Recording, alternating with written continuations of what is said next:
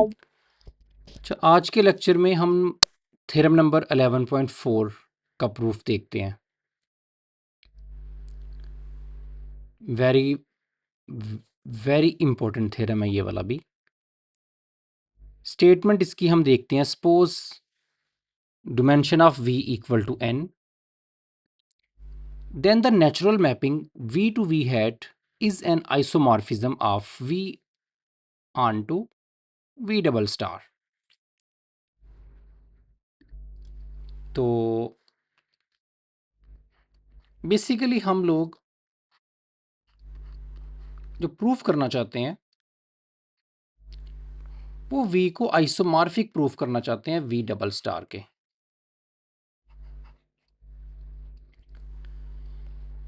v को v double star के isomorphic proof करने के लिए मैं एक मैपिंग डिफाइन करूंगा v से v डबल स्टार तक। हम उस मैपिंग को लीनियर प्रूफ करेंगे, 1-to-1 प्रूफ करेंगे और ऑन टू प्रूफ करेंगे। अगर मैं 3 बातें प्रूफ कर दूं तो प्रूफ हो जाएगा कि v और v डबल स्टार आपस में आइसोमॉर्फिक हैं।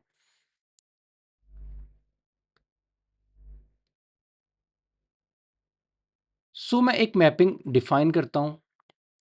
डिफाइन, आप कोई भी नाम दे दे मैपिंग को, मैं फाई का नाम दे रहा हूं, v से v डबल स्टार तक। ये मैपिंग डिफाइन कैसे होगी? इनपुट में लेगी ये वेक्टर्स वेक्टर स्पेस के। तो मैं इनपुट में इसे एक एलिमेंट v दे देता हूं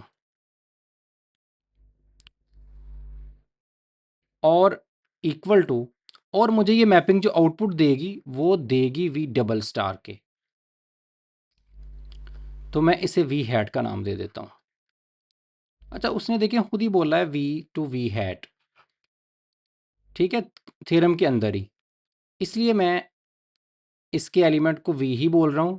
चलें, इतना ये एलिमेंट तो चलें ठीक है, हम शायद वैसे भी v ही कहते, लेकिन v डबल स्टार के एलिमेंट को उसने मुझे फोर्स किया है कि v हैट का नाम दो, तो मैं यही दे देता हूं नाम इसे।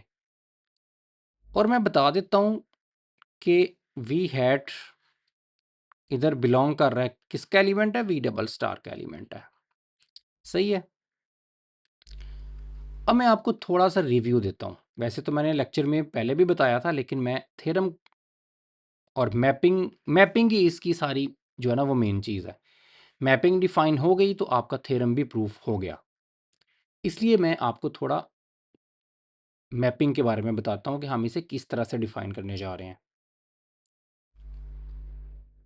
देखें, वी हैट जो है ना ये बिलोंग करता है वी डबल स्टार से।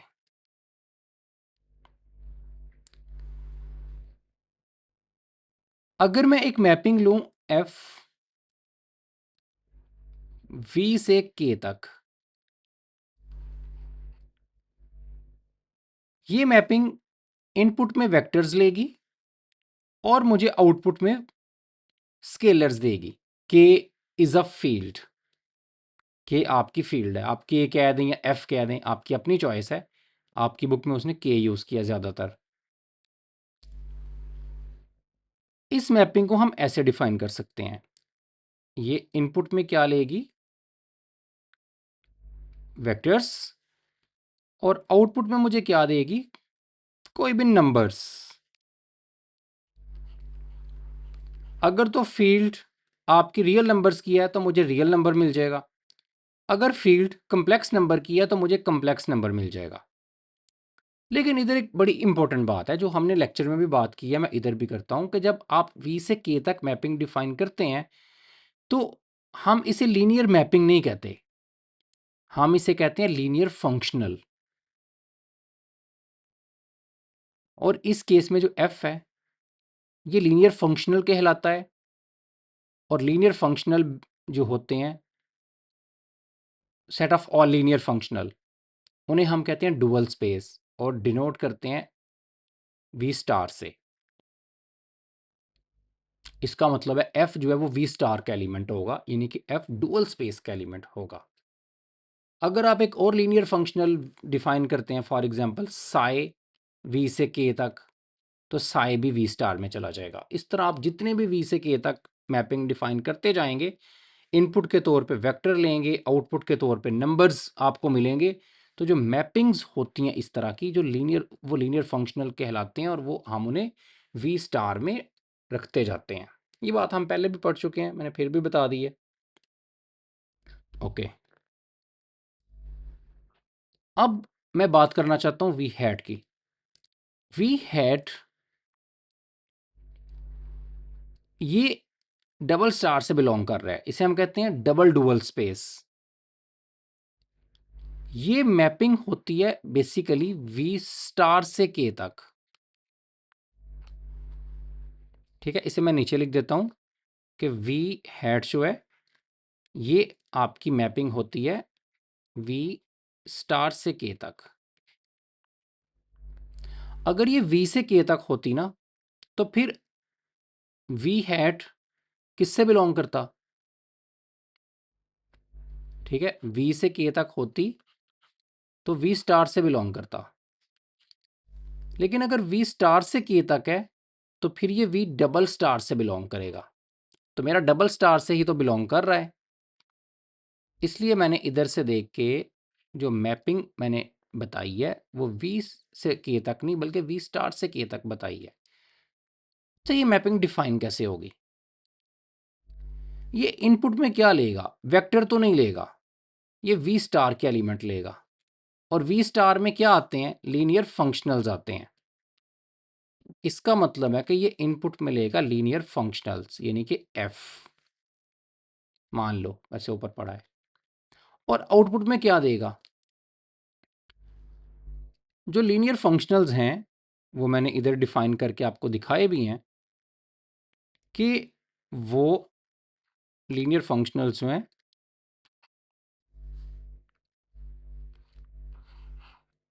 जैसे एफ है, ये इनपुट में वेक्टर्स लेता है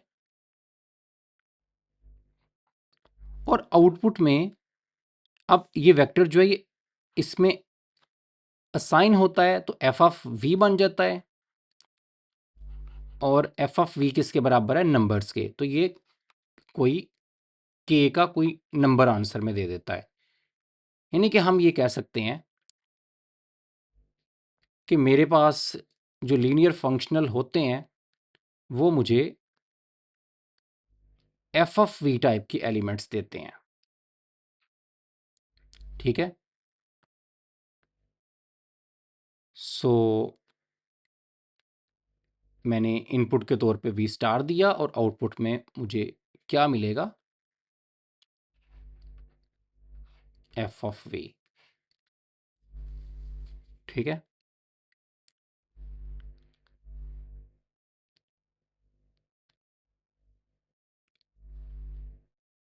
तो हम ये कह सकते हैं कि वी स्टार जो होता है, जो मैपिंग आप वी स्टार से के तक लेते हैं, वो इनपुट में लीनियर फंक्शनल लेती है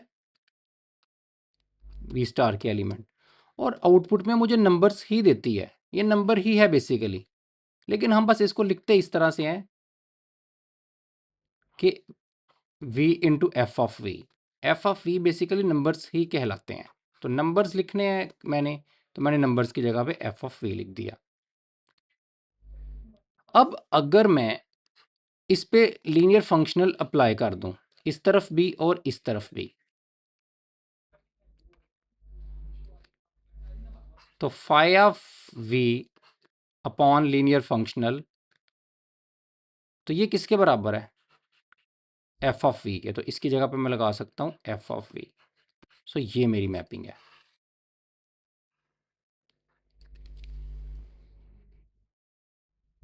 अब पहला काम मैंने ये करना है कि मैंने फाई को 1 to 1 प्रूफ करना है। सो मैं बोलूँगा जो फाई मैंने डिफाइन की है मैपिंग, वो, चले पहले लीनियर प्रूफ करते हैं। फाई इज़ लीनियर, मैपिंग आपकी लीनियर होगी। मैं इसे 1 कह देता हूँ। कैसे? अगर मैं फाई में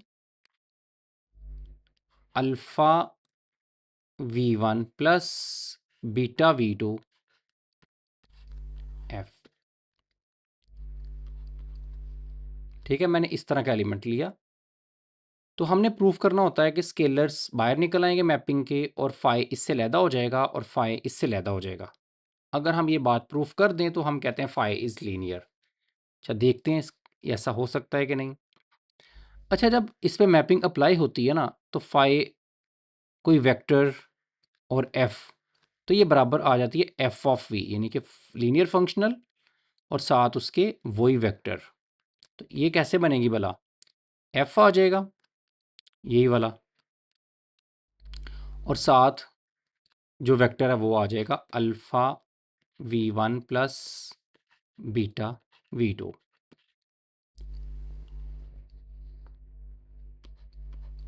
अब f तो मुझे पता है कि f तो लीनियर फंक्शनल है ही, नाम से हम बोल रहे हैं लीनियर फंक्शनल, तो ये लीनियर मैपिंग की तरह काम करता है।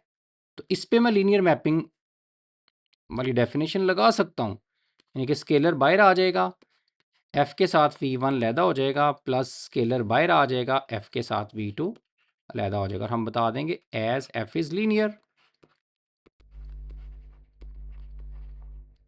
चलें, अब एफ ऑफ वी वन जो है, अगर मैं दोबारा इधर से ये वापस लिखूं, तो एफ ऑफ वी वन बराबर होगा phi of V one into F. So F of V one बराबर होगा phi of V one upon F, और एफ ऑफ वी टू बराबर होगा phi of V two upon F.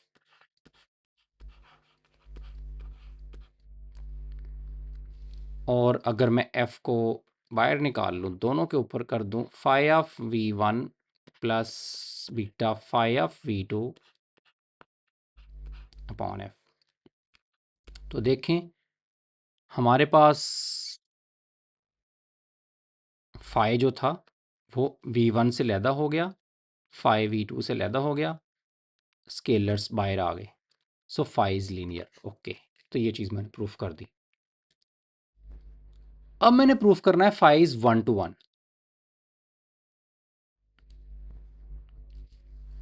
Phi is 1 to 1 second. अच्छा, 1 to 1 proof करने के दो तीन तरीके हैं। एक तो ये तरीका होता है कि फाई में दो एलिमेंट्स लो, phi of V one equal to phi of V two, और वी वन इक्वल आ जाए वी टू के, ये तरीका भी सही है। या एक और तरीका जो हम इधर यूज़ करने वाले हैं, जो ज़्यादा सिंपल है इधर, कि अगर आप एक एलिमेंट लेते हो v और उसको ज़ीरो के बराबर रखते हो, तो हम प्रूफ कर दें कि v ज़ीरो है, यानी कि सिर्फ ज़ीरो ही ज़ीरो पे मैप हो। तो अगर v ज़ीरो पे मैप हो रहा है तो हम किसी तरह ये बात प्रूफ कर दें कि v ज़ीरो ही है, तो आपकी मैपिंग लीनियर प्रूफ हो जाती है, सॉरी 1 to 1 प्रूफ हो जाती है। तो आए इसे हम देखते हैं कि ऐसा होता है कि नहीं। So phi of v equal to zero, so phi of v upon f equal to 0 upon f, 0 ही आएगा for all f belongs to v star. ठीक है, अब कोई भी f अप्लाई कर दूं तो आंसर तो 0 ही आना है। सो ये फॉर ऑल f के लिए बात ये ट्रू है। अगर मैं मैपिंग इस पे अप्लाई करूं तो मैपिंग क्या कहती है कि जब हम फाई ऑफ v इस तरह, तो ये f ऑफ v के बराबर आ जाता है। क्या हमने मैपिंग डिफाइन की है? सो ये आ जाएगा f of v equal to 0 for all f belongs to v star. जब सारे लीनियर फंक्शनल एक वेक्टर पे 0 आंसर दें तो वो वेक्टर 0 ही होता है। ठीक है, ये बात आपने याद रखनी है। अगर वेक्टर 0 ना हो तो सारे लीनियर फंक्शनल उसके ऊपर अप्लाई होकर आंसर 0 नहीं देते। पता है ना आपको, क्योंकि कम से कम एक जो है वो आंसर नॉन ज़ीरो ज़रूर देता है। ठीक है, हमारे पास जो हमने शुरू में डेफिनेशन पढ़ी थी, तो अगर सारे लीनियर फंक्शनल v पे अप्लाई होकर आंसर 0 दे रहे हैं तो इसका मतलब है वो वेक्टर 0 ही होगा। इसका मतलब है फाई इज 1 to 1 भी प्रूफ हो गया। Third, phi is onto. देखें, डिमेंशन ऑफ v किसके बराबर है? एन के। डिमेंशन ऑफ वी स्टार किसके बराबर होती है? एन के, क्योंकि हमने पढ़ा था वेक्टर स्पेस और उसकी डुअल दोनों की डिमेंशन एक जैसी होती है। तो dimension of V double star किसके बराबर होगी? क्योंकि ये इसकी डुअल है, ये इसकी डुअल होती है आगे से, तो डुअल की आपस में सेम होती है डिमेंशन। तो जब ये आपस में एक दूसरे के डुअल है तो इनकी डिमेंशन भी सेम होगी। सो इसकी एन है तो इसकी भी एन होगी। इसका मतलब है वी और वी स्टार में एक जैसे एलिमेंट्स हैं। तो जब वी और वी डबल स्टार में एक जैसे एलिमेंट्स हैं, मान लें इसमें भी 3 हो, इसमें भी 3 हो अगर, और मैपिंग आपने 1 to 1 प्रूफ कर दी हुई है, तो एक ने एक पे मैप होना है। अब आप ये तो नहीं कर सकते, आप इसमें से आपको स्किप नहीं कर सकते, ये तो सारे मैप करने होते हैं। और अगर आपने ये सारे मैप करने हैं और आप ये भी नहीं कर सकते कि मैं इसको छोड़ दूं और इसको इस पे कर दूं, फिर वो 1 to 1 नहीं रहेगी। तो जब नंबर ऑफ एलिमेंट्स एक जैसे हों और मैपिंग 1 to 1 भी रखनी हो, तो फिर ये तो सारे कवर करने हैं, ये भी सारे कवर हो जाते हैं। तो जब ये सारे कवर हो गए, इसी को तो हम ऑनटू कहते हैं। सो फाई इज ऑनटू भी प्रूफ हो गया। So V is isomorphic to V double star. So ये मेरे पास रिजल्ट भी प्रूफ हो गया। So proofed. ये वेरी वेरी इंपॉर्टेंट थ्योरम है इस चैप्टर का। सो अगले लेक्चर में हम मज़ीद मिलते हैं, तब तक के लिए अल्लाह हाफिज़।